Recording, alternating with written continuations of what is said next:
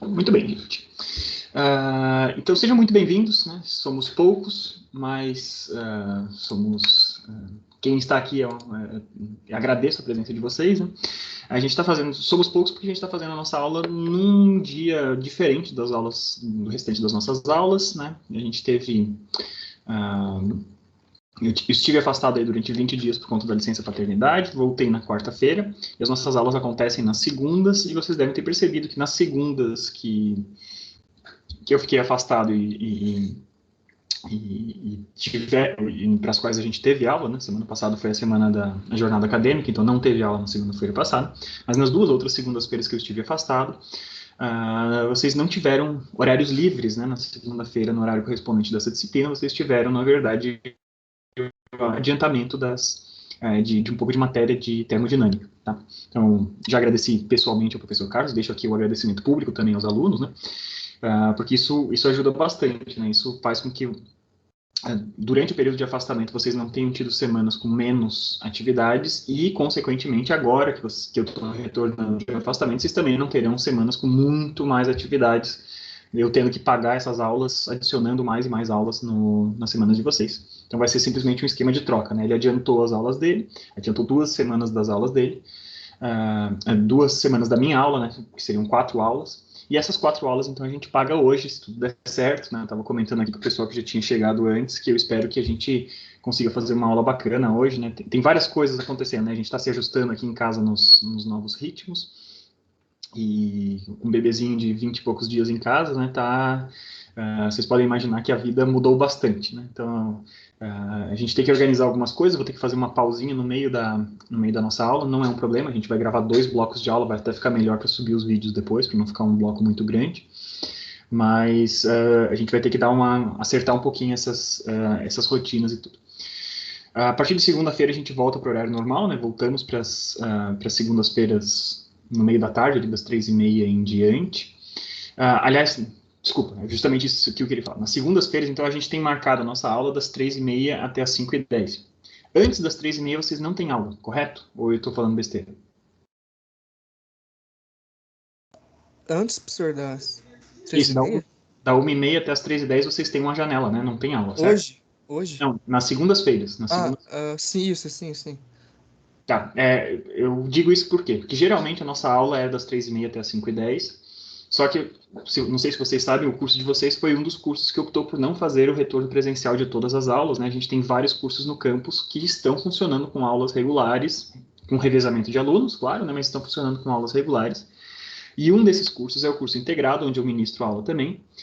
E nas segundas-feiras, especificamente, no horário normal, no horário fora de revezamento, fora de pandemia, não sei das quantas, o meu horário normal na segunda-feira do integrado seria da 1h30 às 3h10, e emendaria com vocês das 3h30 até as 5h10. Para a gente conseguir fazer o revezamento de alunos, a gente reescalonou os horários do integrado, e essas aulas do integrado pularam uma janela para frente. Elas foram para as 3h30 até as 5h10. Então eu tenho um conflito ali de aulas. Eu tenho que estar presencialmente no campus dando aula para o pessoal do integrado das 3h30 às 5h10, no mesmo horário que seria a nossa aula. Então eu preciso saber com vocês, né? Claro, somos poucos aqui, vocês são 3 só alunos da aula, mas se seria possível a gente antecipar a nossa aula, fazer as nossas aulas da segunda-feira, da 1h30 até as 3h10, tá? Então isso é uma coisa que eu deixo para vocês perguntarem ali no grupo. Se vocês quiserem já falar a opinião de vocês, ok? Tá, mas é um conflito de horários que pintou aí, que não existia antes desse retorno presencial, tá bom? Professor, eu acho Pois que fica um pouco difícil, porque, tipo, para mim, eu moro em Campinas. Na segunda-feira de manhã, a gente tem aula no instituto. Então, não dá tempo para mim chegar em casa para poder assistir sua aula. Tá, mas assim, perceba, eu preciso estar presencialmente no instituto no horário dessa aula, da aula do integrado. Eu não tenho o que fazer, eu tenho que estar lá, tá? Então a gente tem que achar uma alternativa para nossa aula que está acontecendo de forma remota, porque o curso escolheu fazer de forma remota, tá?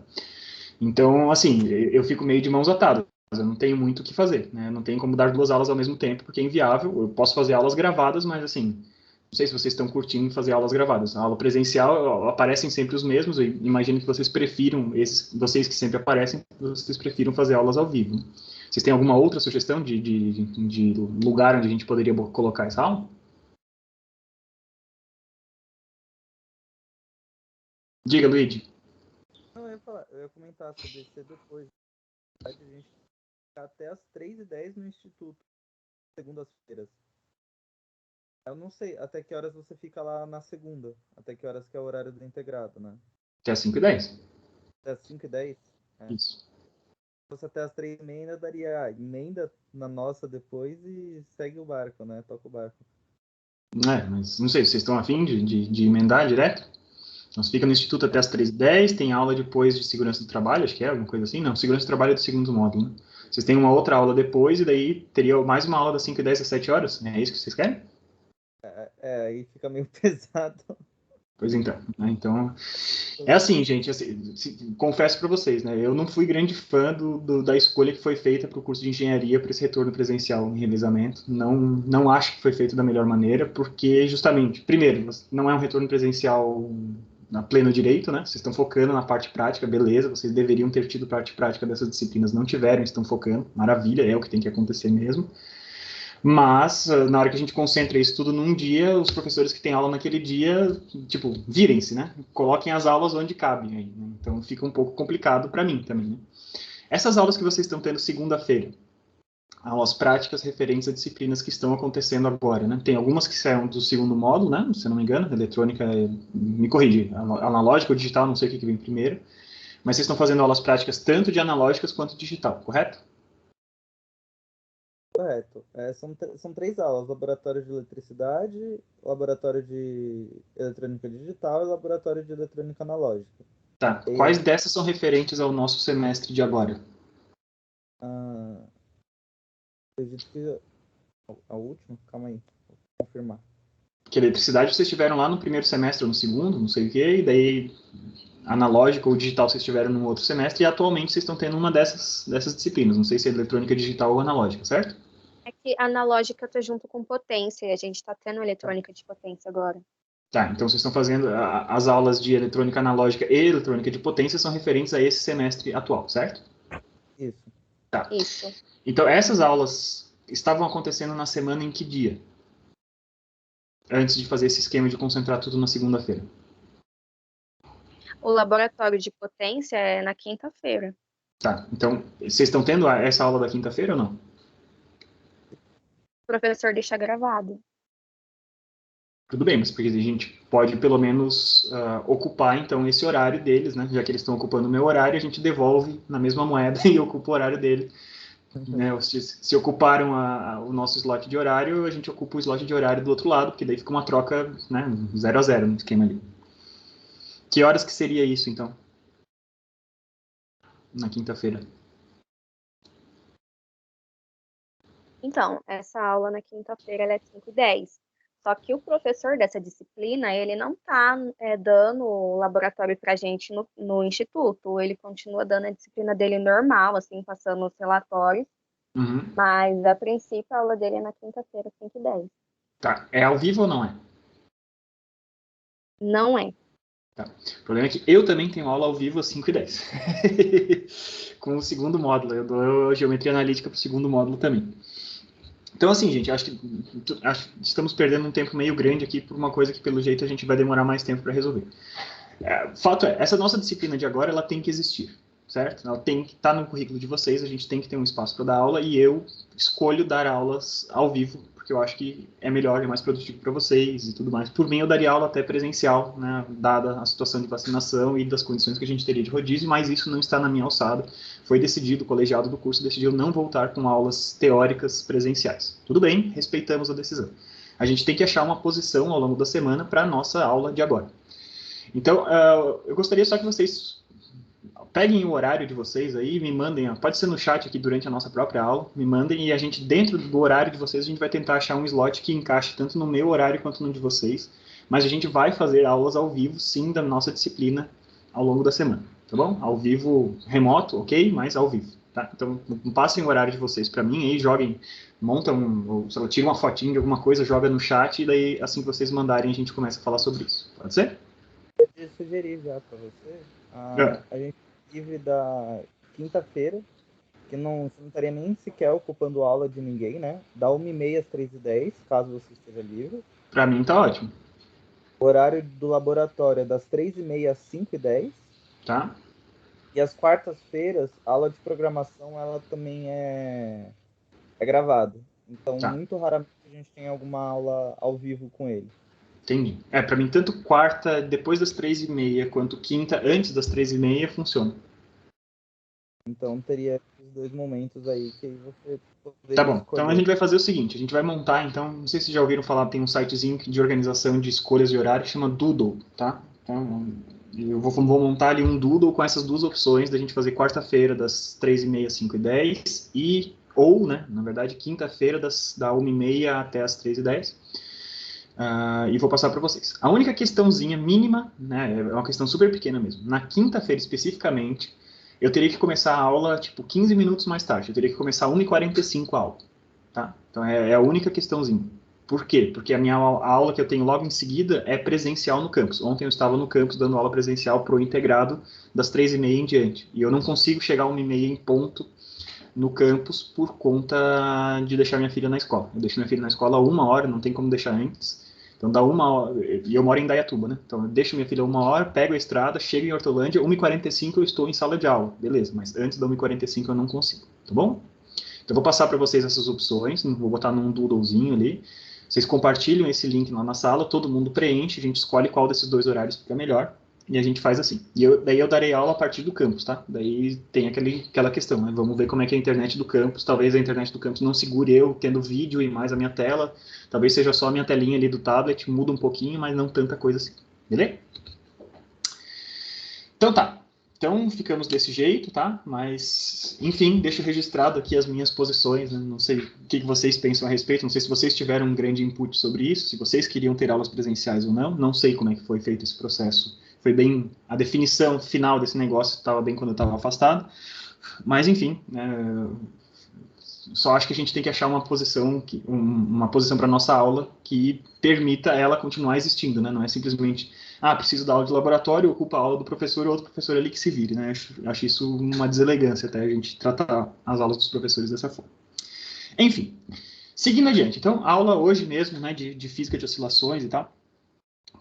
Faz bastante tempo que a gente não se fala, então o que eu vou fazer? Eu vou mostrar para vocês primeiro, inicialmente, né, as últimas notas de aula da última aula que a gente teve, para a gente relembrar no ponto que a gente estava, e a gente vai seguir exatamente do ponto onde a gente parou, no finalzinho da aula passada, e a gente vai tratar, né, depois que a gente começar a falar de coisas novas, a gente vai tratar de analisar os últimos resultados que a gente tinha mostrado. A gente tinha chegado numa expressão para amplitude de oscilação de um sistema excitado, né, de um sistema de uma oscilação forçada, quando a gente tinha uma força que excitava o sistema.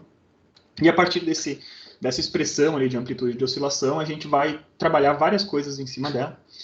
E eu espero conseguir fazer aqui pelo menos 2 exemplos para vocês. Tá? 2? Pelo menos um agora e eu tenho que me lembrar do outro. Tá. Bom, pelo menos um exemplo a gente vai resolver a respeito disso, né? Um modelo de um sistema excitado também, para a gente ver qual é que é a cara desse cara. E depois da gente resolver esse sistema, a gente vai falar sobre ressonâncias, e daí quando a gente falar de ressonâncias, a gente vai falar de ressonâncias talvez utilizando esse mesmo exemplo, eu não me lembro aqui nas minhas notas o que eu vou fazer, ou através de um outro exemplo a gente vai falar um pouquinho. Mas a gente vai então, na aula de hoje, revisar o que a gente já sabia, explorar os resultados que a gente tinha de oscilações forçadas, e explorando esses resultados de oscilações forçadas, vamos resolver um exemplo e depois a gente vai falar de ressonâncias. Tá? Então, tendo falado de ressonâncias, vamos trazer também um exemplo ali para dentro, e aí a gente vê em que ponto da tarde que a gente está, quantas horas a gente já falou, se a aula está fluindo, se não está, se eu estou meio confuso, se eu não estou, e daí a gente define até onde a gente vai, tá bom? Então, o que a gente fez na última aula que a gente teve de fato? Né? Foi lá no dia 25/10, né? Está fazendo mais de mês. Tá? Então, as oscilações amortecidas foram o primeiro tema daquela aula. Tá? A gente teve, então, explicando para vocês, depois da gente ter falado tanto sobre movimento harmônico simples, a gente introduziu alguma coisa que não era um movimento harmônico simples. Ou seja, a gente adicionou alguma coisa que dissipava energia. No movimento harmônico simples, era um sistema, a gente estava sempre tratando de sistemas conservativos, fossem quais fossem os sistemas em movimento harmônico simples que a gente tinha, pode ser um pêndulo balançando, pode ser um sistema massa-mola, pode ser um pêndulo de torção, alguma coisa que insira movimentos angulares. Qualquer dos sistemas que a gente tratou que funcionava em movimento harmônico simples era um sistema conservativo, né? Uma idealização dentro da qual, a gente não tinha perda de energia de forma nenhuma. Tá? Então, o que eu tinha falado para vocês é que essa observação de conservação de energia é uma aproximação, né? Não é alguma coisa realista, né? No mundo real. Quer dizer que o movimento harmônico simples é inútil? Não. Quer dizer que o movimento harmônico simples é uma aproximação que tem uma validade limitada.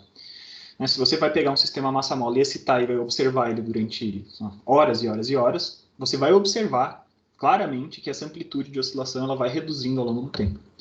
Mas se você excitou esse sistema e você vai observar esse sistema durante alguns segundos, umas poucas oscilações, tem sim um decaimento da amplitude, tem alguma coisa que dissipa energia, mas você não perde tanto aproximando dizendo que a amplitude se manteve constante ao longo do caminho. Tá? Então o movimento harmônico simples, a gente sempre tem que lembrar disso. Ele é uma aproximação, tá? Leve em conta que a gente não perca energia, mas isso não quer dizer que ele seja inútil, ele é útil desde que o seu intervalo de observação do sistema, o seu intervalo de interesse seja suficientemente curto, né? Um intervalo para o qual não deu tempo realmente do sistema perder tanta energia assim.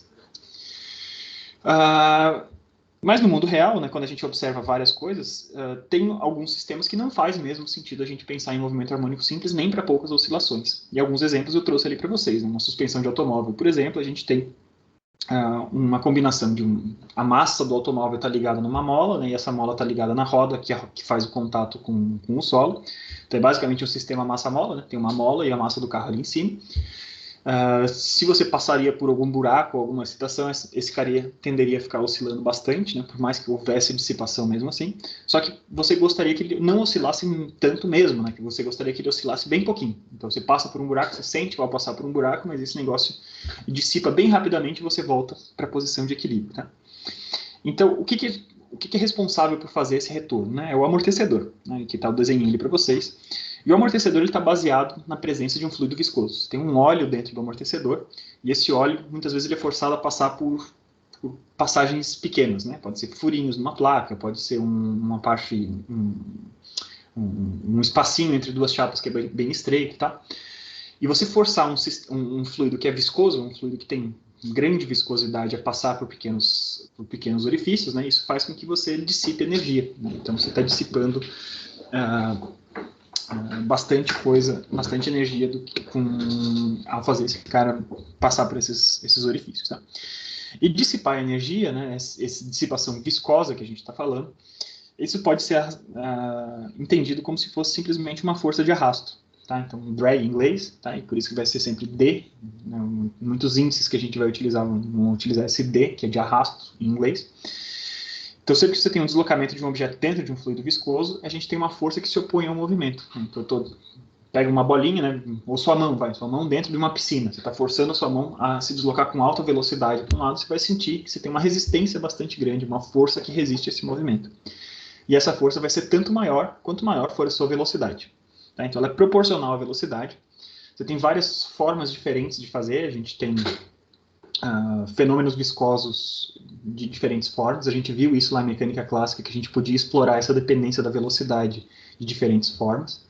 No nosso caso aqui, dessa nossa disciplina, a gente vai sempre aproximar e dizer que esse cara é diretamente proporcional à velocidade. Tá? Então, vai aparecer uma força de arrasto, FD, que vai ser um coeficiente, um C, que vai ser um coeficiente de amortecimento, que multiplica a velocidade que a gente está tentando se deslocar. Tá?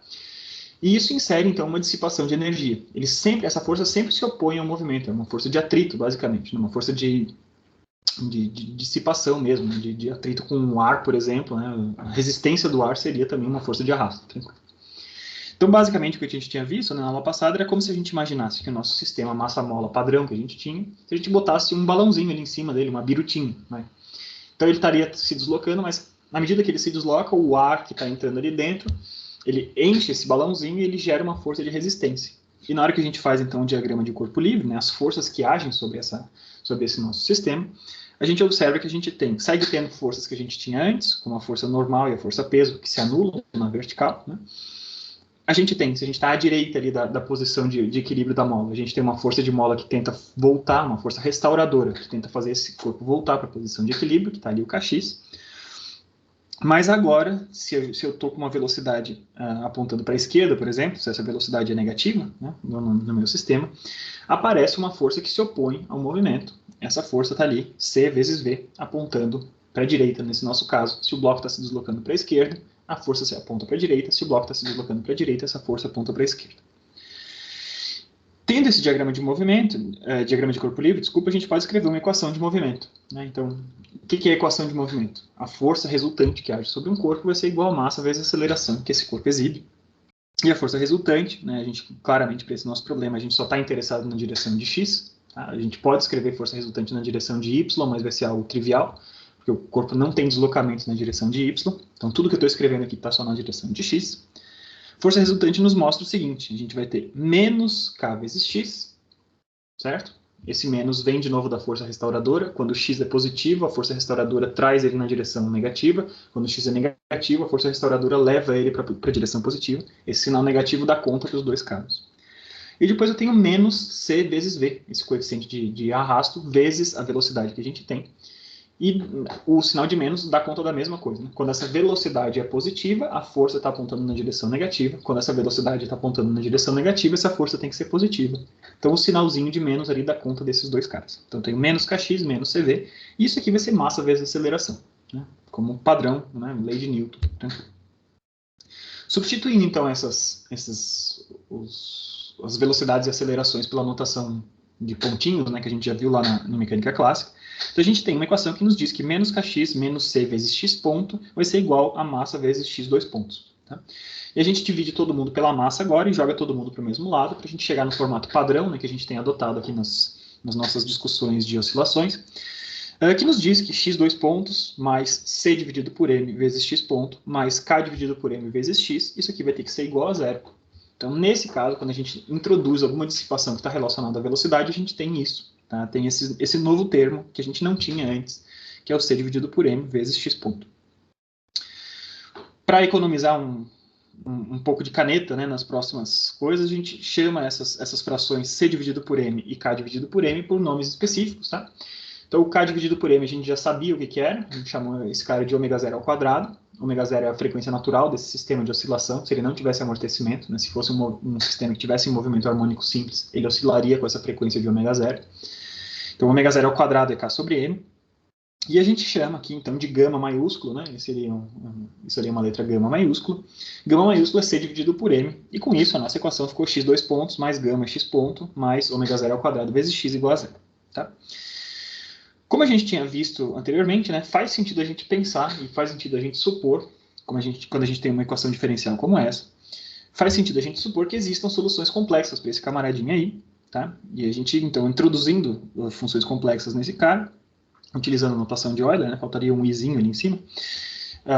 Então, no lugar de x, eu vou escrever um z, estou trocando esse x por um z só para diferenciar que x é uma coisa real, observável, né, deslocamento de fato na horizontal. Mas para a solução dessa equação eu estou dizendo que o x vai ser, digamos, a parte real de uma função que mora no mundo complexo, que é uma função de z, utilizando a notação de Euler, que seria e na i ômega t. Tá? Então, utilizando esses caras aí, a gente vai substituir os x's pelos z's, e daí, utilizando essa notação complexa, na hora que a gente faz essa derivação como um todo, a gente observa que a gente consegue separar, né? Como a gente tem esse exponencial ali, na notação de Euler ele aparece, sempre que a gente deriva no tempo, a gente segue, né, a gente vai derivando e vai sempre aparecendo de novo esse mesmo exponencial. Então a gente pode botar esse exponencial em evidência. E a gente tem, então, alfa ao quadrado mais gama alfa mais ômega zero ao quadrado, tudo isso que multiplica esse exponencial da minha solução complexa. Tudo isso vai ser igual a zero. E a gente sabe que esse exponencial, né, ele vai ser diferente de zero, né? Essa expressão, isso aqui vezes o outro tem que dar igual a zero, um dos dois termos, ou os dois tem que ser iguais a zero, e a gente já sabe que o exponencial, ele pode não ser igual a zero, ele vai ser diferente de zero no caso geral, portanto, para esse negócio valer, a gente tem que ter essa expressãozinha, alfa ao quadrado mais gama alfa mais ômega zero ao quadrado igual a zero. Tá? Quem que é esse alfa? Esse alfa é o expoente da minha solução complexa que a gente estava buscando, né? Então é isso que caracteriza qual que é a minha solução complexa que está respondendo. Então isso é uma equação de segundo grau, podemos aplicar várias coisas, por exemplo, Bhaskara, né? Utilizando a fórmula de Bhaskara, ali a gente descobre as raízes dessa nossa equação de segundo grau. E essa equação de segundo grau, então os alfas para os quais essa expressão é zero, eles serão menos gama sobre 2, mais ou menos, né? A gente sempre tem duas soluções, raiz de gama ao quadrado por 4 menos ômega zero ao quadrado. E o que está dentro ali, dentro dessa raiz, a gente está chamando aqui de lambda, tá? Só para, de novo, facilitar o que a gente está escrevendo. Tá? E a partir dessa solução, que é uma solução que dá conta de todos os casos em que a gente tenha dissipação, a gente viu 3 situações possíveis. Tá? Quando a gente tem o caso que ômega sobre 2, gama sobre 2 é maior do que ômega zero ao quadrado, esse carinha que está dentro da raiz, ali dentro, é um número real. Tá? Se esse cara é um número real, a gente percebe que ambas as soluções alfa são reais e são negativas. Tá? E isso é o que a gente chama de um sistema super amortecido. Então, esse alfa ali, a gente utilizou uma solução exponencial, e esse alfa ali, ele pode ser um número que tenha parte real e parte imaginária, ou não. Né? E a gente viu, utilizando esse cara aqui, a gente percebe que alfa, esse expoente do númerozinho E, né? No caso onde gama de sobre 2 é maior do que ômega zero, ambas as soluções, esse alfa vai ser simplesmente puramente real, não tem parte imaginária nenhuma. Tá? Então, basicamente, o que a gente tem é simplesmente uma exponencial, alguma coisa que decai exponencialmente ao longo do tempo. Tá? Elas são negativas, porque a gente tem a gama sobre 2 negativo da parte de fora e alguma coisa menor do que gama sobre 2, que está sendo ou somado ou subtraído dele. Então, nos dois casos, a gente vai ter, para as duas raízes, a gente vai ter alguma coisa que é negativa. Tá? As duas soluções, então, a z mais e z menos, estão aqui. A gente tem, então, que o z mais vai ser e elevado a menos gama sobre 2 mais esse lambda, que é o que a gente chamou ali. E o z menos vai ser e elevado a menos gama sobre 2 menos esse lambda, tudo isso vezes t.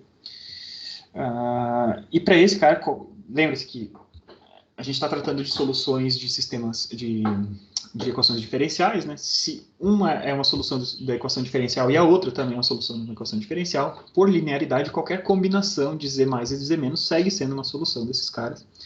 Então, a solução desse meu sistema aqui vai ser simplesmente uma soma de exponenciais negativas reais. Tá? O que está acontecendo nesse caso? Quando esse gama sobre 2 é maior do que ômega zero, a gente tem um caso super amortecido. Isso quer dizer o quê? Que a gente não tem nada que oscile, né? Não entre, o Vinícius falou que deu um bug ali no Teams dele, ele já volta. Então não tem nada que vá continuar oscilando, né?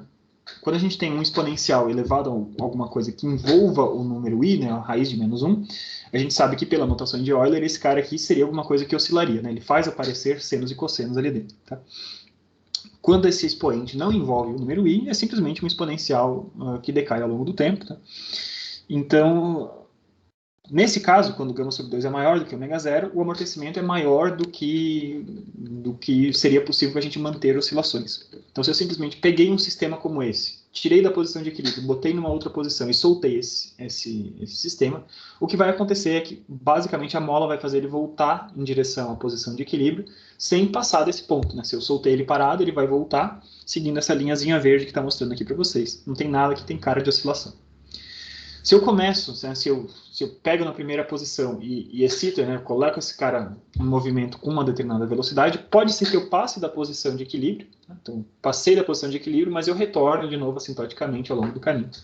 Então, eu nunca completo uma oscilação inteira, tá, desses caras. Esse é um sistema super amortecido, um dos casos possíveis. Para aquela mesma equação que a gente tinha, né, a outra opção que eu tenho é que gama sobre 2 seja menor do que ômega zero. E quando gama sobre 2 for menor do que zero, a gente percebe que a gente vai ter um número negativo dentro dessa raiz aqui. Tá? Então, eu tenho alfa vai ser menos gama sobre 2, mais ou menos, raiz de alguma coisa que vai ser negativa ali de dentro. Tá? E a gente define, né, só para facilitar a nossa vida, a gente define ômega ao quadrado como sendo ômega zero ao quadrado menos gama ao quadrado dividido por 4, ou seja, o sinal trocado do que está dentro dessa raiz aqui. Tá? Então, esse carinha ali vai ser negativo, tá? Dentro dessa raiz, e na hora que a gente tira essa raiz, né, estou chamando esse cara aqui de ômega ao quadrado, eu tenho raiz de menos ômega ao quadrado, ou seja, eu tenho o meu alfa que resolve o meu sistema, vai ser menos gama sobre 2, mais ou menos, i ômega. Tá? Então, pintou o número i agora. E as soluções, então, desse sistema agora, os z's, né, que a gente tinha falado, eles têm tanto uma parte real quanto uma parte imaginária. A parte real está associada ao gama sobre 2, e a parte imaginária está associada ao restante desse exponencial ali do i ômega. Tá? Então, e elevado a alfa t vai ser igual, a gente vai separar em duas partes, e elevado a menos gama sobre 2 vezes t, vezes e elevado a mais ou menos i ômega t. Tá? Essas duas partes, elas cumprem funções diferentes. A primeira é uma exponencial negativa, assim como a gente tinha visto antes. Então, é alguma coisa que decai ao longo do tempo. Eu começo com um determinado tamanho, ele vai decaindo assintoticamente até zero ao longo do tempo. Só que ele está multiplicando uma outra função, e essa outra função tem um i ali em cima, um e elevado a i, e, portanto, pela notação de Euler, a gente aparecem ali os meus cosseninhos, coisas que oscilam. Tá? Existe uma oscilação real mesmo, né? Quando i ômega t, pela notação de Euler, vai ser algum determinado número a vezes cosseno de ômega t mais i vezes um número b vezes seno de ômega t. Então, mesmo a parte real desse cara, né, vai ter uma parte real e uma imaginária, a parte real tem uma oscilação nesse camaradinho aqui. E o que a gente observa no mundo real, não quando a gente está com z's, mas quando a gente está falando de x's, é sempre a parte real desse cara. Então a gente vai observar esse cosseno de ômega t. Tá? Então o x vai ser o quê? A gente vai pegar uma determinada amplitude, vezes esse termo de decaimento, que é um termo real, e na menos gama sobre 2 vezes t, que multiplica a parte real dessa segunda exponencial, que vai ser cosseno de ômega t menos φ. Tá? E esse φ é uma condição de diferença de fase entre movimento e as coisas que tem, tá? Então, a gente compara, né, com o que a gente tinha para o ômega-s, né? No movimento harmônico simples, a gente tinha simplesmente que x de t era um a vezes cosseno de ômega 0t mais φ, e a gente observa aqui, comparando com o que a gente tem agora nesse sistema com o amortecimento. O amortecimento introduz essa exponencial que decai ao longo do tempo, que é essa que está sendo desenhada aqui tracejada, tá? Ele mata isso aqui ao longo do tempo, cria um envelope que ao longo do tempo vai abraçar esse eixo x, e dentro desse envelope moram as oscilações que a gente tinha anteriormente, com uma frequência levemente diferente. Né? O ômega é diferente do ômega zero.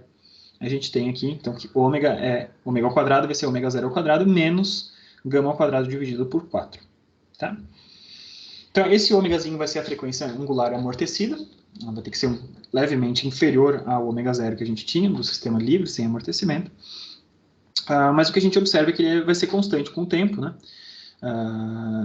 Essa frequência vai ser constante com o tempo, então observa que a gente tem marcas ali ao longo do eixo x, e a gente vai cruzar essas marcas sempre no mesmo espaçamento ao longo do tempo, só que esse envelope está reduzindo. Então, o que está acontecendo? Se a gente comparasse essas duas equações aqui, a gente poderia interpretar, então, que o A, a amplitude, que no movimento harmônico simples é uma constante, no movimento amortecido, ele não é constante. Ele é um A0, que é uma amplitude original, que vai sendo afetado por esse decaimento exponencial ao longo do tempo. Então, para um determinado tempo t, a gente vê quanto é que vale essa amplitude. Tá? Muito bem. Então, isso é uma das coisas que a gente estava vendo. E, finalmente, a nossa última opção que a gente tem para aquela equação do sistema amortecido é quando, dentro dessa raiz, a gente tem o número zero, né? Ou seja, quando a gente tem o ômega zero exatamente igual a gama sobre 2. Tá? Então, quando isso acontece, dentro da raiz eu tenho zero, então eu tenho uma única solução, o único alfa que eu tenho vale menos gama sobre 2. E a minha solução, de novo, segue sendo só um número real e é apenas uma exponencial que decai no tempo. Só que, como é que... Isso tem alguma coisa esquisita, né? Porque eu tenho uma equação diferencial de segunda ordem, né? Uma equação diferencial que envolve x ponto, e eu tenho apenas uma solução a partir daquela equação. Tá? Então eu preciso de uma segunda solução, senão não faz sentido, né? Pela teoria de equações diferenciais. Então quando a gente vai... como é que a gente acha essa segunda solução para uma equação diferencial de segunda ordem?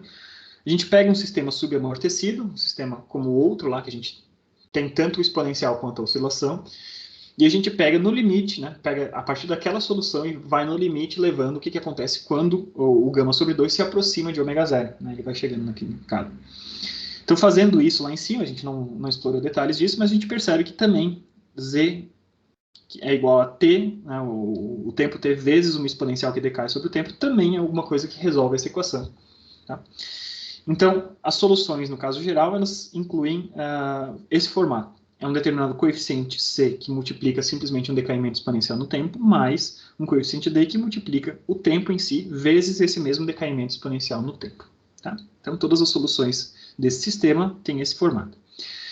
E essas soluções são soluções de um sistema que a gente chama de criticamente amortecido, né, para o qual o amortecimento está exatamente do mesmo tamanho que precisaria estar para dar certo com o ômega zero. Tá? Então, quando a gente vê o que acontece, né, o comportamento observado do meu sistema, né, a gente observa que não tem oscilação de novo, né? A gente não tem nada que tenha E elevado a I. Então, mataram todos, não tem nenhum cosseno. Não é alguma coisa que vai ficar oscilando ao longo do tempo. E o que é a diferença disso para um sistema superamortecido, né? Um sistema superamortecido, ele tem amortecimento demais, entre aspas, né? Tem mais amortecimento até do que seria necessário para a gente matar. E o sistema criticamente amortecido é o sistema, então, que tem exatamente a quantidade de amortecimento que eu preciso para que não haja oscilação, para que não continue a haver oscilação no meu sistema. Tá? Então, os comportamentos possíveis são esses, né? A gente tem ali os desenhos das duas soluções possíveis, o exponencial no tempo e t vezes a exponencial no tempo. Vocês percebem que, à medida que t cresce, os dois caras convergem assintoticamente para zero, tá? E o resultado, a soma desses caras aqui, então vai ser alguma coisa mais ou menos desse tipo, né? Então, ele vai voltar assintoticamente a zero, ainda que ele comece com uma determinada velocidade, ele pode fazer esse overshoot, ele pode passar da posição de equilíbrio, mas ele volta em seguida assintoticamente. Ele passa no máximo uma vez pela posição de equilíbrio, qualquer que seja a condição inicial desse cara. A gente mostrou, então, em seguida, também na aula passada, eu sei que essa revisão está um pouco grande, mas eu acho que é importante a gente fazer, tá? Que existia uma relação entre o amortecimento e o ômega zero, tá? Então, a gente viu que a relação entre esses dois caras definia onde que a gente morava dentro desses casos, subamortecido, superamortecido ou criticamente amortecido. E dentro desse contexto existia alguma coisa que era um fator Q, que é bem comum da gente definir, que é um fator de qualidade de um sistema de oscilação, tá? Ele é definido da seguinte forma, ele é definido como ômega zero dividido pelo gama sobre 2. Tá? Então, esse gama sobre 2 ali é a quantidade de amortecimento que está presente nesse sistema, e o ômega zero é a frequência natural que ele oscilaria se não tivesse dissipação nesse sistema. Então, quanto maior for a qualidade do meu sistema, mais ele vai se aproximar do sistema do movimento harmônico simples, né? Então, no limite, quando a dissipação é nula, quando não tem dissipação nenhuma, eu tenho ômega zero dividido por zero, ou seja, a qualidade de um sistema de movimento harmônico simples é infinito. O Q de um movimento harmônico simples é infinito. Tá? À medida que a gente aumenta a dissipação nesse cara, aumenta o amortecimento, a qualidade vai reduzindo desses caras. Tá? E o que a gente tem que observar é que muitas vezes, para muitos sistemas, né, então, quando a gente tem um sistema massa-mola no mundo real, eu falei para vocês, se vocês observam durante horas e horas e horas um sistema como esse, fica muito claro que a gente tem um decaimento. Né? A gente tem alguma coisa que tem uma amplitude no começo, essa amplitude vai reduzindo até que ela se aproxime de zero. Então, sim, a gente tem dissipação nesse cara. Só que muitas vezes, para um sistema massa-mola, a gente precisa ficar observando muito tempo, muitas oscilações até ele chegar a ficar próximo de zero ou chegar em zero mesmo. Né? Então, em muitos casos, para vários sistemas reais, né, a qualidade, o fator de qualidade é bastante grande. A dissipação é muito inferior, o valor de dissipação dado por gama dividido por 2, ele é muito inferior ao valor de frequência natural ômega zero. Tá? Então, se a gente olha a nossa definição da frequência amortecida, ômega ao quadrado, quando esse é o caso, quando o gama sobre 2 é muito inferior ao ômega zero, a gente pode dizer que quando a qualidade é alta, a frequência de oscilação real é praticamente igual, é muito próxima a gente não perde grandes coisas se a gente disser que ela é a mesma frequência do sistema não amortecido. Tá? À medida que a gente aumenta, a gente não pode mais falar isso. Né? O ômega zero ele passa a ficar cada vez mais diferente de ômega na medida que esse gama sobre 2 vai aumentando. Tá bom? Então, mostrei alguns exemplos para vocês. Tá? A gente falou que o superamortecimento é muito comum em sistemas de fechamento de portas, né? Uma porta de um lugar público que tem que fechar automaticamente sem bater, a gente quer que ela seja superamortecida, porque a gente não quer que ela chegue com grande velocidade no batente. Um sistema criticamente amortecido é tipicamente o caso de um automóvel, né? Eu quero que não haja grandes oscilações, quando eu passo num buraco eu não quero ficar sentindo essa oscilação ao longo do caminho, mas eu não quero ter dissipação demais tampouco, né? Porque eu não quero que o meu sistema seja rígido demais. Eu quero que ele tenha o mínimo de dissipação necessário para eu voltar a zero o mais rápido possível. Né? Então, esse é um sistema projetado para ser criticamente amortecido.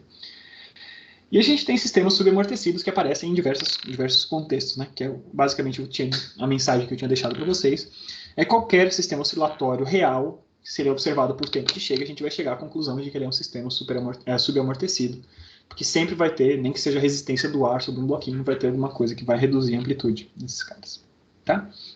Então, até esse momento, tudo que a gente estava considerando eram oscilações livres. Livres no sentido do quê? Uma vez que eu defini a posição inicial, a configuração inicial, peguei a massa, desloquei até uma posição, eu solto e deixo, eu observo o que acontece com esse sistema. Na parte final da aula passada, que é o que a gente vai comentar agora, a gente introduziu uma força a mais. Então a gente passou a observar o que acontece num sistema oscilatório se eu insiro uma força, uma oscilação forçada, né? Eu insiro uma força que age ali dentro. Então, para o mesmo caso que a gente tinha antes, o sistema massa-mola, que está ali na horizontal, o meu diagrama de corpo livre ele segue tendo as mesmas coisas que ele tinha antes, a força restauradora da mola, a força de dissipação relacionada à velocidade, né, cada um apontando no sentido que tem que apontar, força restauradora tentando trazer o bloco de volta à posição de equilíbrio e a força de dissipação indo ao contrário da velocidade, né, então é isso que está desenhado aqui. E além disso, eu estou falando para vocês que existe então uma força externa, uma força que você está inserindo, tem alguém agindo sobre esse sistema, né, encostando nesse sistema e fazendo ele se deslocar para um determinado ponto. Então o que a gente está fazendo, basicamente, a gente está supondo que exista para esse tipo de sistema uma excitação, uma força externa de excitação, e a gente, né, para formular esse cara de um formato bacana para a gente trabalhar nesse começo, a gente vai dizer que essa força externa pode ser alguma coisa que tenha uma determinada amplitude e pode ser alguma coisa que oscile ao longo do tempo. Tá? Então essa força externa ela vai ser F0 vezes cosseno de ômega D vezes T. E esse ômega D, esse Dzinho, nem sei de onde é que veio especificamente, tá? Mas esse ômega D é a frequência de excitação externa. Tá bom? Então, para esse sistema agora, o diagrama de corpo livre, a gente escreve a nossa equação de movimento, força resultante, massa vezes aceleração, e a nossa força resultante agora tem um termo extra, né? A gente já tinha o menos Kx e menos Cv, seguindo aquela lógica que a gente viu antes, mais uma força externa vai ser igual a massa vezes aceleração. Fazemos as mesmas coisas, passa para a notação de x ponto, então e divide todo mundo pela massa, né? Então eu tenho x ponto mais czinho por m vezes x ponto, mais k dividido por m vezes x ponto. E quem não tem x fica para o outro lado da equação, e o único cara que não tem x, claramente nesse nosso sistema, é o termo de força externa. Tá? Então força externa dividido por m, muitas vezes vai ser chamado de Fzinho minúsculo aqui, tá? Não botei aqui, mas às vezes vai aparecer ali ao longo da equação. Ah, tá aqui embaixo, né? F0 dividido por m vai ser o Fzinho minúsculo. Tá? Então essa é a minha nova equação diferencial que eu tenho que resolver. E a gente observa que não é mais uma equação diferencial. Ela segue sendo uma equação diferencial de segunda ordem, tá? Beleza? Mas ela não é mais uma equação diferencial homogênea. Ela tem alguma coisa que é diferente de zero no lado direito da equação, tá?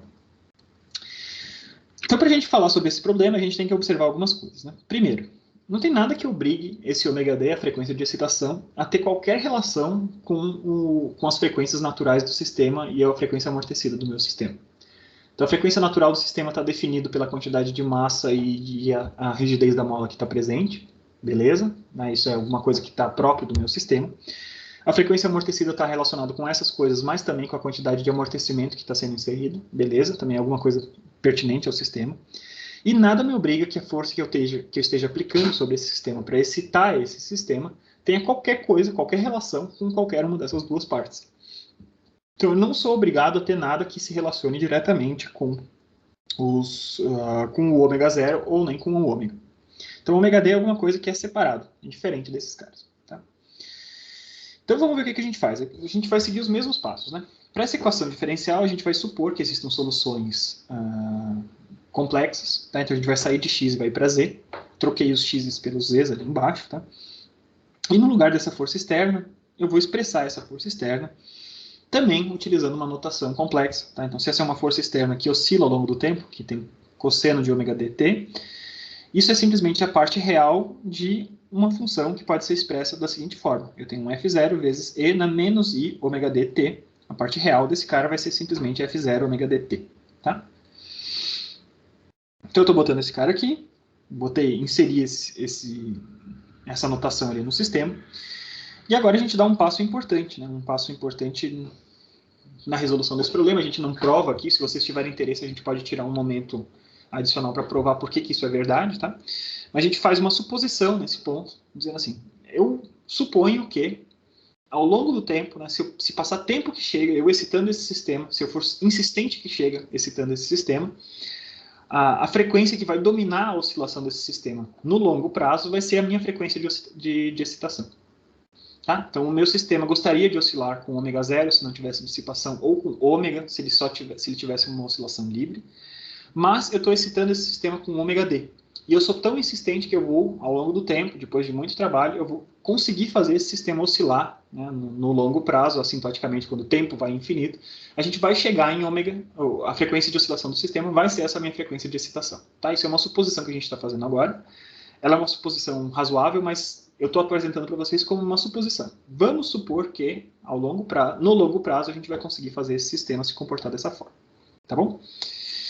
Então, o que a gente faz? O Z que a gente vai inserir nesse sistema vai ser alguma coisa que tem uma amplitude que multiplica E na menos I ômega D, a frequência de excitação, vezes T. Tá bom? Então, esse sisteminha ali, E na I ômega dt, ele vai ter uma parte real, que vai ser um coeficiente M, que multiplica cosseno de ômega dt, e uma parte imaginária, menos I, um outro coeficiente N, que multiplica seno de ômega dt. Tá? Com essa suposição, a gente faz as derivações temporais desse cara. Mais uma vez, como a gente tem os exponenciais, ele segue aparecendo, cada vez que a gente deriva uma vez no tempo, ele segue aparecendo da mesma forma que ele estava antes. Tá? Então, vai aparecer sempre esse coeficiente E na menos I ômega dt.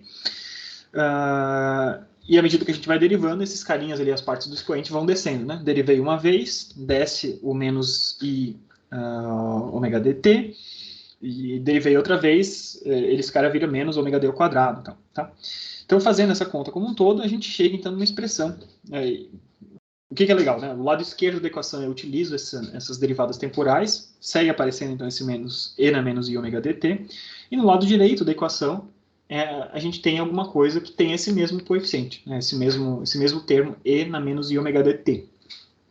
Que é como eu defini a frequência de excitação que eu tenho, né? A força de excitação que eu tenho.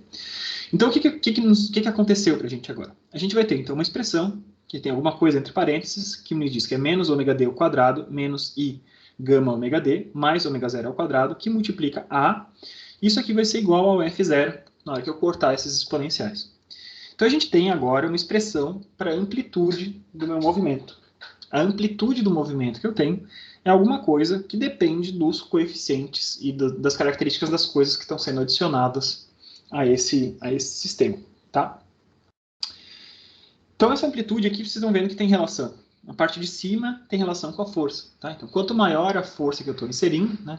Lembre-se que o Fzinho 0 é simplesmente a magnitude da força que você está aplicando, dividido pela massa. Tá? Então, basicamente, é proporcional à força.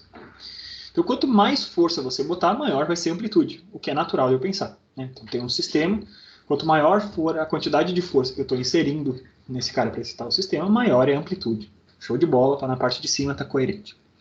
Em seguida, eu estou dividindo por um termo grande ali. É um termo que inclui ômega zero ao quadrado, menos I gama ômega d, menos ômega d ao quadrado. Tá? O que eu vou fazer com isso? Tá? Primeiro, a gente está olhando aqui, a gente percebe que eu tenho o I que aparece ali. Né? E não é um formato... Então, claramente, esse número, essa amplitude, é um número que tem alguma coisa imaginária. Né? Ali é alguma coisa...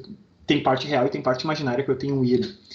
Não é comum que a gente tenha a expressão de números imaginários com o I no denominador. A gente tem que trazer o I para o numerador. Tá?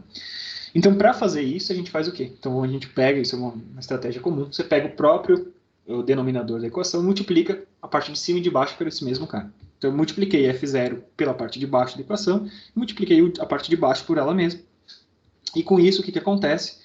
Ao fazer a distribuição dos produtos, né, a gente faz com que suma, né, que não apareça mais esse I na parte de baixo, e o I passa a aparecer na parte de cima. Ao fazer isso, então, a minha amplitude ela passa a ter um formato de uma parte real, que eu chamei de B, e uma parte imaginária, que é CI. Tá? A parte real da amplitude, que é o que a gente vai observar de fato no meu sistema, ele tem essa cara, então. Ômega zero ao quadrado menos ômega d ao quadrado, que multiplica F0. Tudo isso dividido pelo termo ômega zero ao quadrado menos ômega d ao quadrado, tudo isso ao quadrado, mais gama ao quadrado vezes ômega d ao quadrado. Isso aqui vai ser a parte real, o que a gente vai observar, de fato, na nossa amplitude, nesse caso. Mas, além disso, eu tenho uma parte imaginária também. E a parte imaginária é o que sobrou com I ali, né? Então, seria basicamente o que está multiplicando I, que era gama ômega d, e F0. Então, tem gama ômega d e F0, o denominador é o mesmo. Essa vai ser a parte imaginária dessa amplitude.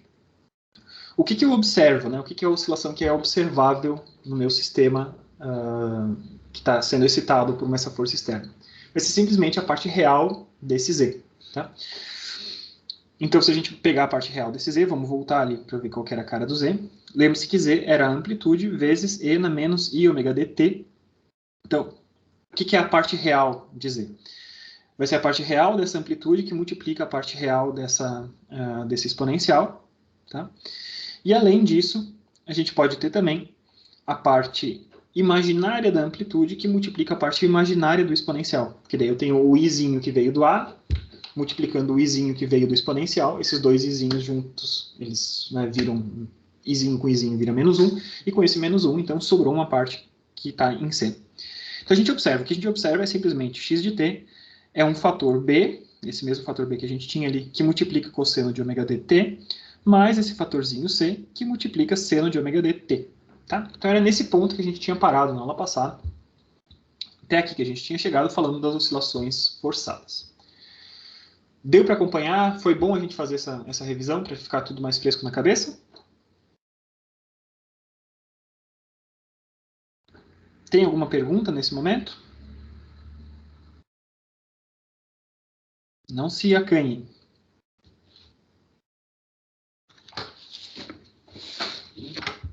Tudo tranquilo?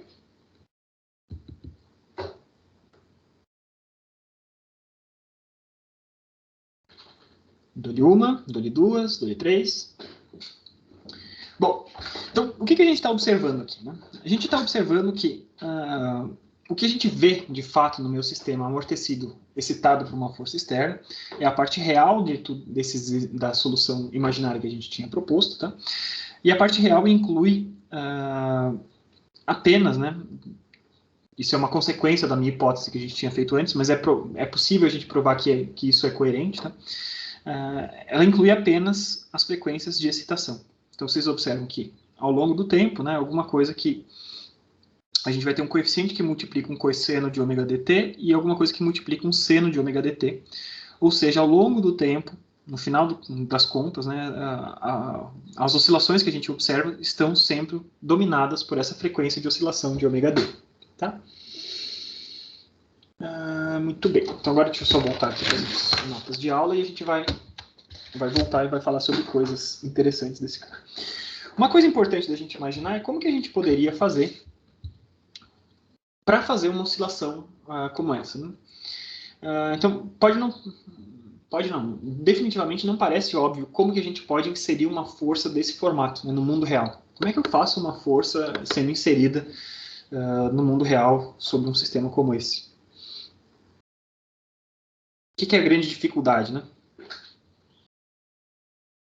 Então, como inserir uma força externa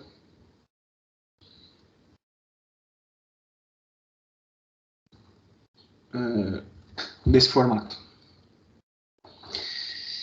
Então, isso é uma questão que é bem natural da gente pensar, né?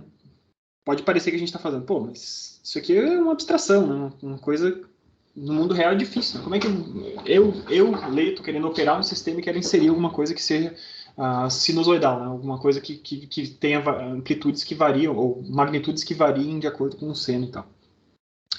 A gente tem algumas formas de fazer isso. Tá? Se vocês procurarem na internet ali por aulas desse tipo de coisa, né, vocês vão ver engenhocas bastante legais de como que a gente pode inserir isso. Estava vendo ali outro dia um sistema que era basicamente assim. A gente tinha, então, uma barrinha, e aqui na parte de cima a gente tinha, então, um gancho, e nesse gancho estava ligado deixa eu desenhar de novo a mola. Estava ligado uma mola, e essa mola estava ligada a uma massa, e essa massa estava ligada a um disco bem grande para criar resistência do ar, tá? Então, a massinha estava ali embaixo, tem uma bolinha com um chapéu, pode imaginar isso, tá? Então, esse sistema aqui, se eu simplesmente pusesse ele a oscilar, né, se tivesse tudo parado, eu botava esse sistema a oscilar, ele seria um sistema com oscilações amortecidas. Como é que eu transformo esse cara, que é um sistema de oscilações amortecidas, num sistema com oscilações forçadas nesse formato, com F cosseno de ômega t? Bom, esses carinhas aqui, eles tiveram uma ideia bem bacana, né? Eles ligaram isso a uma biela .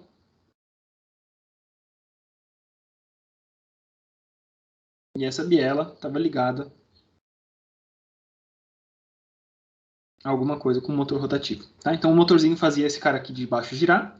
Ao girar essa barrinha branca, transmitia esse movimento para a biela. Né? Imagine o que acontece no motor a combustão, é exatamente isso que acontece. Você tem uma rotação ligada a um movimento linear. E ao fazer essa rotação com uma frequência constante ligada a um movimento linear, basicamente o que a gente está inserindo é um movimento oscilatório para cá e para cá.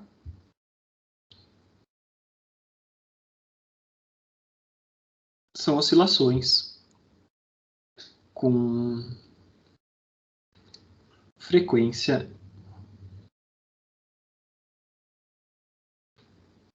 não é bem frequência, né? Oscilações com cara de seno, de cosseno.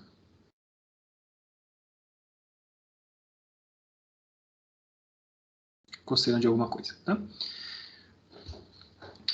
Quando a gente faz isso, né, variando a velocidade do motor, eu achei uma solução bem engenhosa, né? Você variando a velocidade do motor, você consegue varrer várias frequências diferentes, né, de ômega Ds, e a gente consegue observar vários comportamentos diferentes, tá? Então esse sistema aqui, ele nos permite ver algumas coisas bem bacanas, tá? Não só esse sistema, mas qualquer sistema que você consiga utilizar, consiga inserir frequências de excitação do sistema, varrer várias frequências de excitação desse sistema, você vai observar várias coisas diferentes, tá? E a gente já vai explorar algumas coisas sobre essa. Então, esse aqui é um dos tipos de oscilação de sistema que a gente pode fazer. O que a gente está fazendo, né? Observe que a gente está inserindo nesse sistema, a gente está deslocando, né? Ao deslocar essa barrinha inteira vai subir e descer, e esse ponto, então, vai subir e vai descer. Então, basicamente, o que a gente está excitando o sistema não é diretamente com uma força. A gente está excitando o sistema com um deslocamento do ponto de fixação dessa mola. Mas, como esse ponto de fixação está ligado a uma mola, é a mesma coisa que eu estivesse excitando ele com uma força. Se esse cara varia com um cara de cosseno, né? Na hora que eu estou variando o ponto de ligação da mola, eu estou estendendo ou contraindo essa mola e eu estou fazendo com que sejam inseridas essas forças desse camaradinho ali, tá? Então, a gente está deslocando o ponto de conexão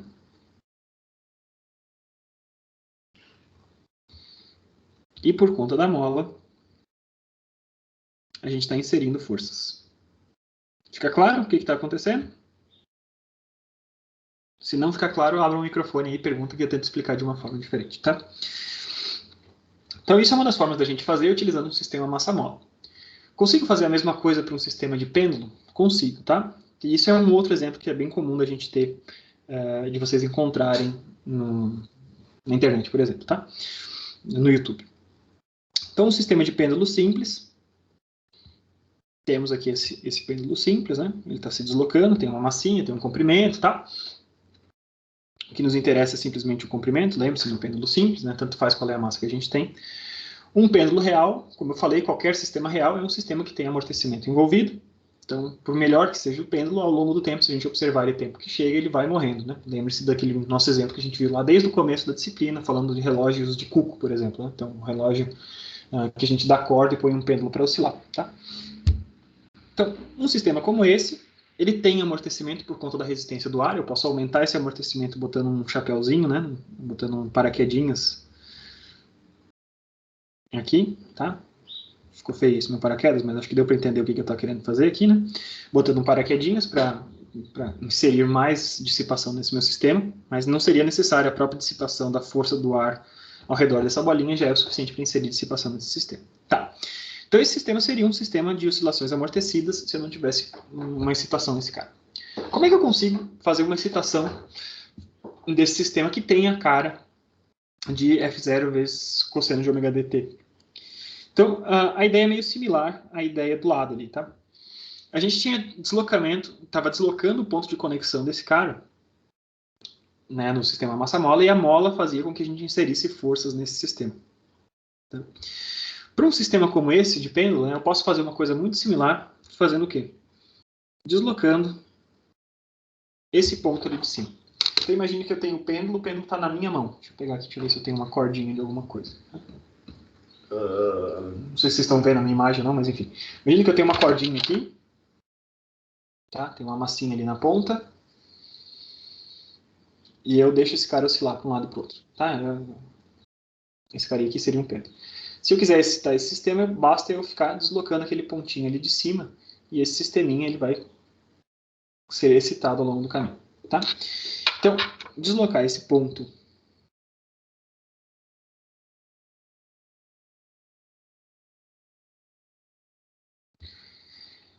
não é tão direto da gente enxergar quanto o caso da mola, né? Porque a mola fica muito claro. Eu deslocar a mola, pela própria constante de mola, eu estou inserindo uma força. Tá? Mas a gente vai tentar ver, né, resolvendo um problema como esse, como que deslocar esse ponto é a mesma coisa que a gente inserir uma força nesse sistema. Tá? Deslocar esse ponto. O que a gente está fazendo, basicamente? Eu estou mudando o ponto de equilíbrio, a posição de equilíbrio do meu sistema. E quando eu estou fazendo esse deslocamento para um lado e para o outro, eu posso fazer isso de certa forma. Se eu tomar um pouquinho de cuidado, ele fica com cara de um cosseno, né, que eu estou fazendo. Eu não paro instantaneamente e mudo de direção, eu estou parando e acelerando esse cara. E ao fazer essa mudança com cara de cosseno, eu mudar a posição de equilíbrio acaba correspondendo praticamente igualzinho ao que eu estaria fazendo ali com a mola. Eu estou mudando aquela posição de equilíbrio e ao mudar a posição de equilíbrio eu estou inserindo uma determinada força. Tá? Mudando esse ponto de equilíbrio, a gente insere indiretamente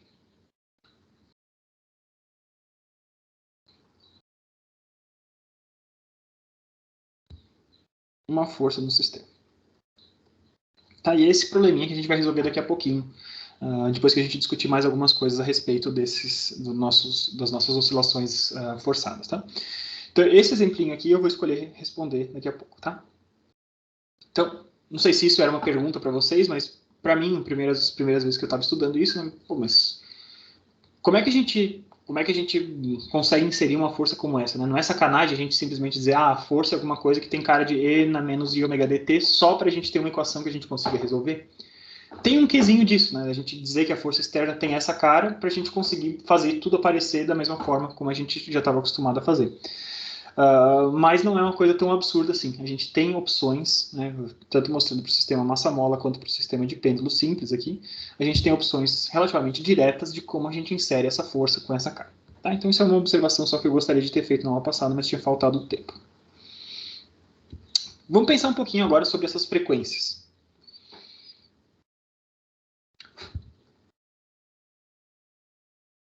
E agora, pensando um pouquinho sobre as frequências, a gente vai talvez... Opa, não tem mais trema, né? A gente vai pensar um pouquinho sobre essas frequências, a gente vai desmistificar um pouquinho essa noção de que é uma gambiarra o que a gente fez de dizer que as forças externas têm essa cara de F0 vezes cosseno de ômega dt, tá? Refletindo sobre as frequências, olhando a expressão de amplitude.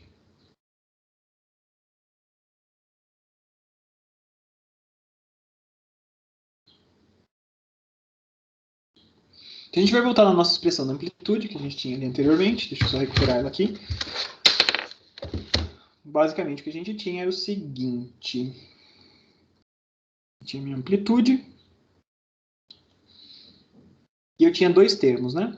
Eu tinha um termo real, a parte real da minha amplitude,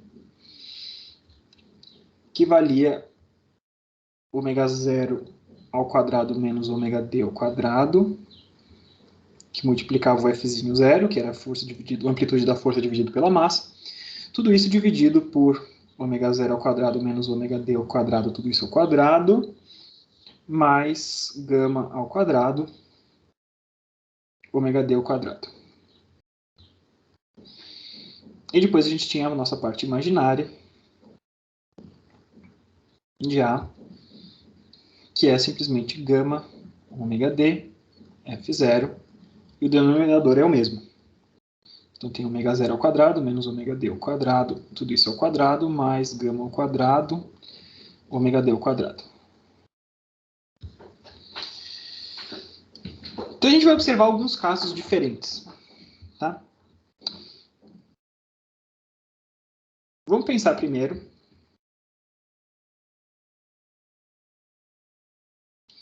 que a frequência de oscilação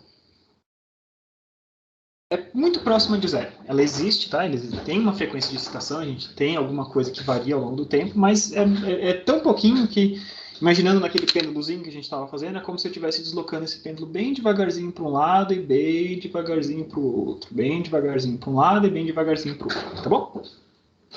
Muito bem. Então, o que a gente observa em cada uma das partes da nossa amplitude aqui?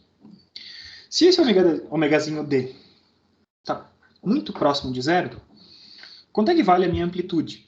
Tá? É um pouco isso que a gente estava querendo ver. Então, na parte real de A, da minha amplitude, o que está acontecendo? Se eu puder dizer que ômega D é praticamente zero, na parte de cima, me sobrou o quê? Me sobrou ômega zero vezes F0. Certo? Na parte de baixo, me sobrou o quê? Esse carinha aqui, ômega zero, ficou, vale zero também. Eu tenho ômega zero elevado à quarta potência, né? É isso. E esse outro carinha aqui, com ômega D vale zero, ficou simplesmente zero também. Isso era ao quadrado, né? Tá? Então, o que me sobrou aqui? Cortei esses caras aqui. Me sobrou um F0 dividido por ômega zero ao quadrado. O que seria isso? Seria simplesmente a amplitude. Eu estou falando alguma besteira aqui, acho que faltou alguma coisa, não?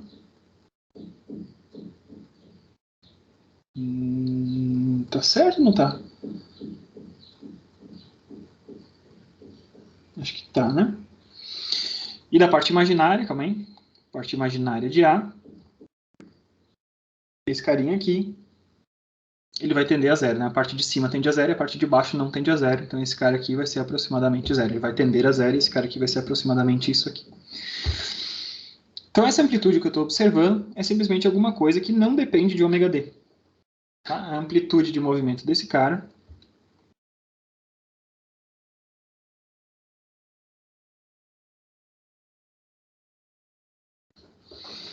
independe de ômega D.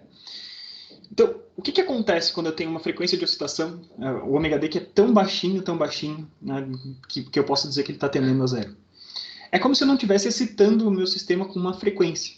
Tá? Então, se eu estou deslocando o meu pêndulozinho para um lado e para o outro, tá? Então vamos pegar de novo aqui. Esse pêndulozinho está bem meia boca, né? Precisaria ter uma cordinha um pouquinho menos dobrada. Deixa eu ver se eu acho alguma coisa aqui rapidão. Acho que não vamos fazer muito melhor que isso, tá? Então, se ele tem uma frequenciazinha como essa, tá? Eu vou fingir que a frequência natural desse cara, ômega zero, seria isso aqui, tá? O pêndulo está balançando assim. Se eu estou deslocando a minha mãozinha ali na parte de cima tão devagar, para um lado e para o outro, eu não estou influenciando em nada a resposta desse sistema. Tá? Se eu começo, particularmente se eu começo com a amplitude original desse cara igual a zero, né? Se ele está na posição zero, desse cara aqui, e eu desloco esse cara para o lado e para o outro, a tendência do meu sistema inteiro é permanecer no mesmo estado de movimento que ele tinha antes. Se essa minha excitação é suficientemente lenta, né, se esse ômega D tende a zero, eu não estou excitando nada, nenhuma das frequências de excitação naturais do meu sistema é diferente. Né? Ele está simplesmente oscilando da forma como ele estaria oscilando. Então, se ele estava na frequência natural e eu estou deslocando bem devagarzinho para um lado e para o outro esse cara, não muda nada, eu sigo tendo a mesma amplitude observada desses caras. E se eu estou excitando esse cara que estava originalmente parado, ele vai seguir parado, né? Então ele vai simplesmente acompanhar esses carinhas aqui, tá bom? Então a gente observa que não vai ter nenhum tipo de oscilação inserida justamente por conta desse carinha aqui, né? Daí a parte imaginária dessa amplitude vai ser zero, né? Lembre-se que a parte imaginária é o que faz aparecer aqueles cosseninhos das oscilações e tudo, tá? Por outro lado, vamos dizer que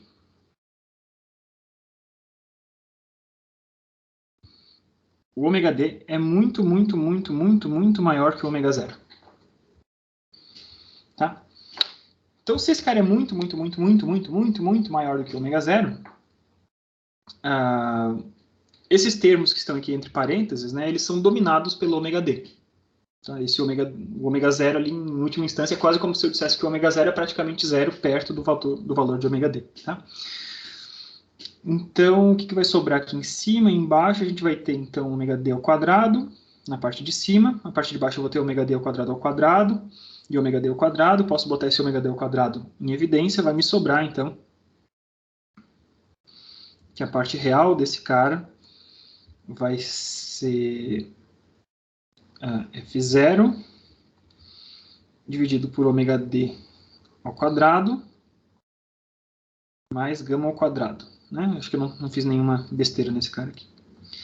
Então, vocês observam que na hora que o ômega d é muito, muito, muito superior ao ômega 0, o que acontece é que esse carinha aqui, o que a gente observa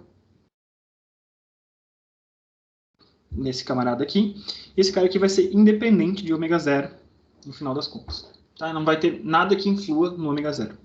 Mas mais que isso, se esse ômega d é muito, muito, muito, muito, muito, muito, muito, muito, muito, muito, muito, muito grande, muito maior do que o ômega 0, esse cara aqui ele vai tender a 0. Porque esse número ômega d, ali embaixo, ele está ao quadrado, está na parte de baixo, e ele está muito superior, ele está dominando qualquer outro termo que tenha nessa equação. Tá? Então, a tendência dessa amplitude, da parte desse cara, é que esse cara tenda a 0. Então, a parte observável do meu sistema, a amplitude observável, que é a parte real da amplitude, ele vai tender a 0. O que está acontecendo? É como se eu estivesse tentando balançar super rápido esse meu pêndulo aqui, né, o pêndulozinho que a gente tem, e quanto mais rápido eu balançar, mais vocês vão observar que se ele estava parado inicialmente, ele vai ficar parado. Então eu vou ficar super fazendo mega força aqui de cima, né, uma excitação com uma frequência altíssima, e o que eu observo de amplitude desse pêndulo mesmo aqui é 0, né? Ele vai ficar praticamente parado, vocês estão vendo. Quanto mais rápido eu for, mais ele vai ficar paradinho aqui na direção de x. Tá? Então isso é um caso interessante da gente pensar. Né? Se eu estou querendo ali excitar o meu sistema super, super, super rapidamente, né? Botar uma força de excitação muito, muito rápida, o que eu observo de fato de oscilação no meu sistema vai tender a amplitude, vai tender a 0. Tá? A gente pode pensar também na parte imaginária desse cara. Parte imaginária da amplitude, quando esse cara é muito grande. Vamos ver o que nos sobra. Aqui embaixo a gente tem ômega d ao quadrado. Na parte de cima eu só tinha ômega d. Então eu vou ter que botar esse cara em evidência. Vai sobrar um ômega d ali na parte de baixo também. Né? Vou cortar esse ômega d de cima. Esse cara de baixo, ômega d ao quadrado, ficou ômega d a quarta. Vou jogar esse ômega d para frente. Vai sobrar alguma coisa que dependa de ômega d. A gente tem também, esse cara também vai tender a 0. A gente vai ter um ômega d na parte de baixo, tá? Nesses dois caras aqui. Ele vai tender a 0 na medida que esse ômega d está crescendo bastante. Tá? Então, por esses dois casos, a gente observa o que está acontecendo em termos de amplitudes. O que nos faltou observar? E com isso a gente vai começar a entrar numa outra parte da aula de hoje, que é a parte de ressonância. Tá? Então, agora a gente vai supor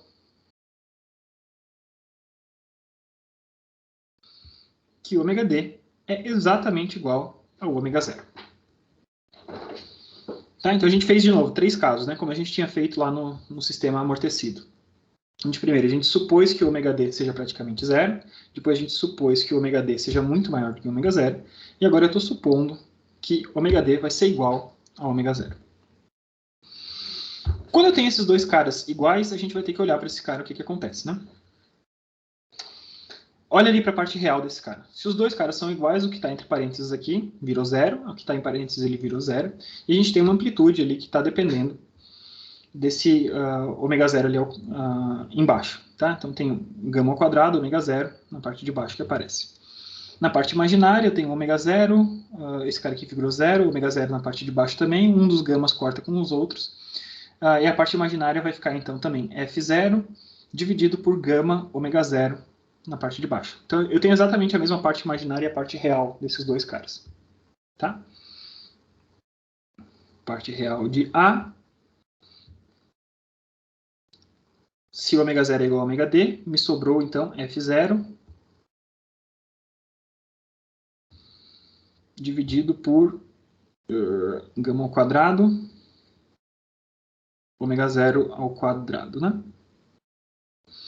E a parte imaginária desse cara,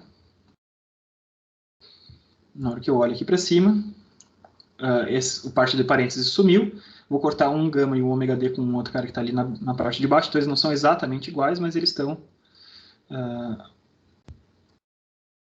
da seguinte forma. Eu tenho esses dois caras aqui. Mas o que está acontecendo de fato quando eu tenho esses dois caras? Tá? Quando eu tenho esses dois caras iguais, totalmente iguais, a gente está chegando no máximo possível desse sistema. Tá?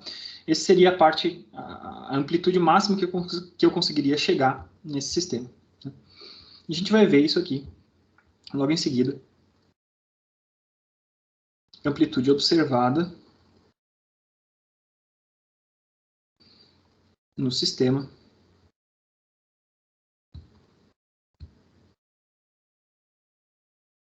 é máxima. Quando a gente está excitando o sistema exatamente na frequência de oscilação natural desse cara, a gente está entrando no que a gente chama de ressonância. E para a gente observar a ressonância, a gente vai fazer alguns gráficos que vão nos ajudar a plotar algumas coisas diferentes. Tá? Já vamos entender o que acontece, né? Qual que é o segredo disso aqui, quais que são as consequências disso, na hora que a gente abordar o mesmo sistema, o mesmo problema que a gente tinha antes, lá que eu prometi para vocês, de deslocamento desse ponto de um pêndulo que está deslocando para um lado e para o outro, a gente vai deslocar esse cara para um lado e para o outro, e a gente vai ver o que acontece quando eu desloco esse cara exatamente com a frequência de oscilação natural desse pêndulo. A gente vai ver que a amplitude que a gente observa no meu sistema vai ser amplitude máxima. Tá? Mas tudo isso a gente está fazendo observando a nossa expressão de amplitude que a gente tem. A parte de expressão de amplitude tem tanto parte real quanto parte imaginária, e a gente vê, dependendo de ômega D com relação ao ômega zero, a gente chega a diferentes situações. Tá? Antes da gente entrar, então, em ressonância, a gente vai pausar o vídeo, né? Como eu falei para vocês, a gente vai fazer uma pequena pausa para tomar uma água e tal. Vou pausar uns 15 minutinhos aí, depois a gente volta e eu resolvo esse problema, e ao resolver esse problema eu vou mostrar para vocês tanto como que a gente resolve um exemplo desse tipo de sistema, quanto a gente vai explorar os temas de ressonância, mostrando os gráficos que a gente pode ter nos temas desses carinhos. Antes da gente fazer isso, então, eu acho que é justo eu só responder uma pergunta que eu mesmo coloquei, né? Era uma gambiarra aquilo que a gente tinha feito, de inserir as forças, dizer que as forças estão inseridas no sistema como se fossem F0 vezes cosseno de ômega dt? Ora, não é necessariamente uma gambiarra, tá? Então, tudo bem, eu inseri uma força que é oscilatória, me ajuda na hora de resolver, de achar uma expressão que resolva a minha equação diferencial, a equação diferencial de segunda ordem que eu tinha ali. Só que quando se eu pensar que eu posso trabalhar de uma forma bem livre com as frequências que eu estou inserindo alguma coisa, né? Então, se eu quiser excitar o meu sistema, só deslocando um pouquinho essa força para o lado, né? Deslocando um ponto de conexão para um lado e para o outro de uma forma bem devagarzinho, trabalhando com essa frequência, a gente consegue fazer coisas bem diferentes no sistema. Então, eu estou inserindo forças, eu estou inserindo coisas, sim, que têm uma natureza oscilatória, mas pela diferença de frequência entre a frequência de oscilação e a frequência natural do meu sistema, a gente consegue fazer coisas que praticamente não tem cara de oscilação com relação ao meu sistema. E é o que a gente viu aqui, né? Se a minha frequência de oscilação ela se aproxima de zero, a gente viu que o sistema inteiro ele se desloca para um lado e para o outro, praticamente independente, né? Ele é totalmente independente do que tem a ver com o ômega D. Tanto faz qual que é a frequência de oscilação se essa frequência está tão longe assim da frequência natural do meu sistema. Ou seja, a frequência natural do sistema domina o comportamento quando a minha frequência de excitação é super devagar, super lenta ao longo do tempo. Tá?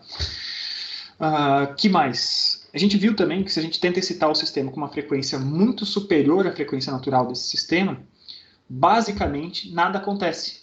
Então, estou gastando uma energia gigantesca, fazendo um monte ali, deslocando aquele pontinho de conexão desse cara, e nada é observado de forma real. Né? Tanto a parte real quanto a parte imaginária tendem a zero da minha amplitude.